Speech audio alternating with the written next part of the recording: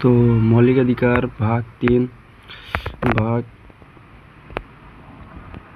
में मौलिक अधिकार का हम जैसे कि समानता और समता का अधिकार के बारे में मैंने पढ़ लिया था आर्टिकल।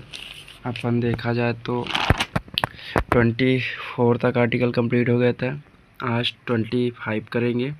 तो हम चलते हैं चौथा, धार्मिक स्वतंत्रता का अधिकार। ये 25 से 28 है। 25 में धर्म को मानने एवं प्रचार प्रसार करने की स्वतंत्रता है। फिर 26 धार्मिक प्रबंधन करने की स्वतंत्रता है। फिर अनुच्छेद 27 धार्मिक संपोषण, यानी धार्मिक चीज़ों में टैक्स न लगेगा, इस चीज़ का प्रावधान है।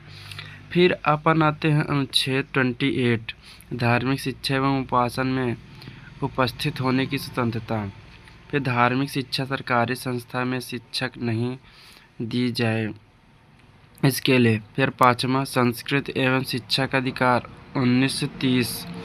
29 में क्या कहता है, अल्पसंख्यक वर्गों के यानी हितों के संरक्षण, भाषा और संस्कृत के आधार पर आप किसी से मतभेद भाव नहीं कर सकते हैं। तो आर्टिकल 29 ये कहता है। 30 क्या कहता है, अल्पसंख्यकों के शिक्षा का संरक्षण। फिर अनुच्छेद 31 ये है कि पैतृक संपत्ति की चर्चा 44वें संविधान संशोधन 1978 में किया गया है। तो आई होप कि आप लोगों को ये सारी चीज़ समझ में आ गया होगा। 33 में है, पहले 32 पर बात कर ले। 32 में सावधानिक उपचारों का अधिकार, ये बहुत आर्टिकल इम्पोर्टेंट है दोस्त।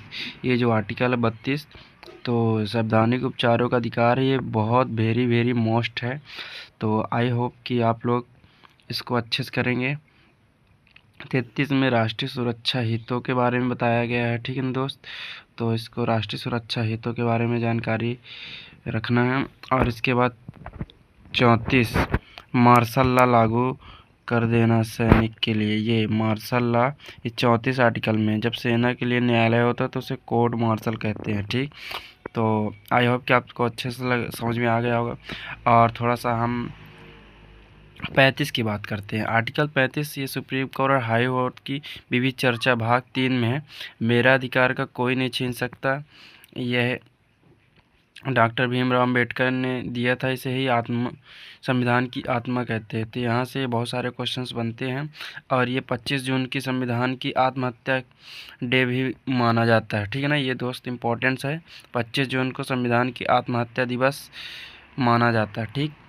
तो आई होप कि आप लोगों को सारी चीज़ ये सारी चीज़ जितना है तो समझ में आ गया होगा। और